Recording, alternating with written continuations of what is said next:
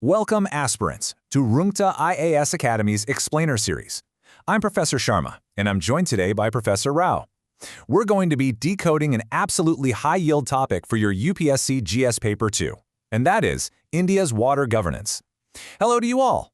As India pushes hard to become a fully developed economy by 2047, having a really solid grasp of our water future is absolutely critical for your mains preparation. So let's dive right in. Picture this. You're sitting right there in the UPSC interview room, and the panel throws this question at you. India receives a massive 4,000 billion cubic meters of rainfall every single year. Yet, 600 million of our citizens face high to extreme water stress. Why? It's a really striking paradox, isn't it? Because while our total hydrological availability looks great on paper, our actual usable water is only about 1,100 billion cubic meters. And that's largely due to our storage limitations and, of course, highly uneven rainfall. That structural gap right there is exactly what you need to address in your answers. To help you do that, we've designed this session as your perfect mains answer blueprint. We'll be quickly covering 4 things. 1. The Indian water paradox. 2. The architecture of water governance. 3. Key government interventions. And 4. The circular water economy. Starting with Section 1, the Indian water paradox, crafting the perfect mains introduction. Aspirants, whenever you write about this, always open with some striking hydrological arithmetic. Remind the examiner that India supports 1/5 of the entire global population, but we only possess access to about 4% of the world's fresh water. Spot on, Professor Rao. And you've got to substantiate that point with some historical context.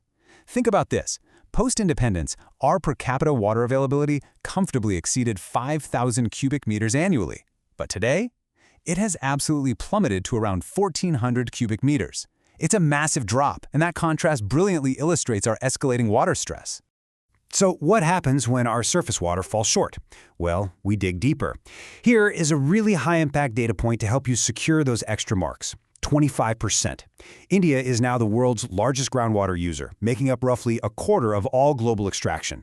Now, this heavy reliance has definitely sustained our incredible agricultural expansion, but it has completely depleted our water tables in the process. Which brings us to the ultimate thesis statement for your body paragraphs. India's water crisis is as much institutional as it is hydrological. Essentially, the crisis is heavily dependent on exactly how we manage this resource on the ground. Moving to Section 2. Architecture of water governance, navigating federalism and institutional fragmentation. As future administrators, you have to understand our complex, multi-level setup involving the union, the states, and our local bodies.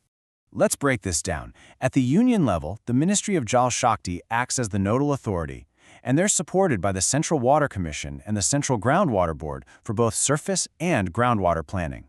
Then you have Niti Aayog benchmarking and monitoring the performance of the states. But here is the catch. The critical, on-the-ground implementation, like irrigation and water supply, falls squarely under state jurisdiction. This creates a really classic center-state coordination challenge. Exactly. And while Niti Aayog's benchmarking brings some much-needed accountability to the table, this multi-layered constitutional system just naturally leads to institutional fragmentation. So for governance to actually be effective, having absolute center-state alignment is totally non-negotiable. Now for Section 3, Key Government Interventions, Value Additions for your mains body paragraphs.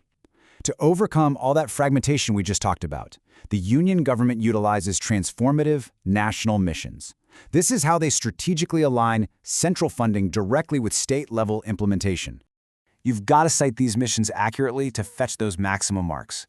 We have the Jal Jeevan Mission, ensuring tap connections for rural homes, the Atal Bhujal Yojana, which is fantastic for promoting participatory groundwater budgeting. Then there's the Pradhan Mantri Krishi Sinchai Yojana, driving efficiency in micro-irrigation. We also have AMRUT focusing heavily on urban water supply and wastewater reuse, and of course, the Namami Gange program, spearheading the ecological restoration of the entire Ganga basin. Finally, Section 4, the circular water economy, the ideal way forward, and conclusion.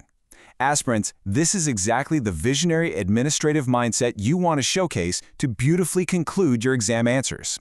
So what exactly is a circular water economy? Well, it's a fully integrated governance approach. It prioritizes reusing wastewater, driving highly efficient agricultural irrigation, and leveraging technological innovation to just drastically ease the pressure on our freshwater reserves. Shifting to much smarter crop choices and pushing aggressive urban wastewater recycling is precisely how India is going to successfully meet the UN Sustainable Development Goals 6. And this necessary transformation really moves us away from a vicious cycle of constant scarcity straight into a robust framework of long-term sustainability.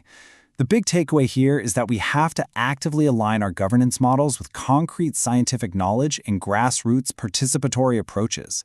Before we wrap up, I want you all to memorize this specific quote. India's water future will depend less on how much rain it receives and more on how well it is governed. Please highlight this in your notes. It's a brilliant, ready-made concluding line that will really demonstrate a profound administrative maturity to your examiner. We're going to leave you with a thought to chew on for your upcoming mock interviews. As future administrators, how will you bridge the gap between scientific water management and participatory governance in your own district? Think about it. Thank you so much for joining this explainer session from Rungta IAS Academy. Keep revising, stay incredibly focused, and all the very best to you all.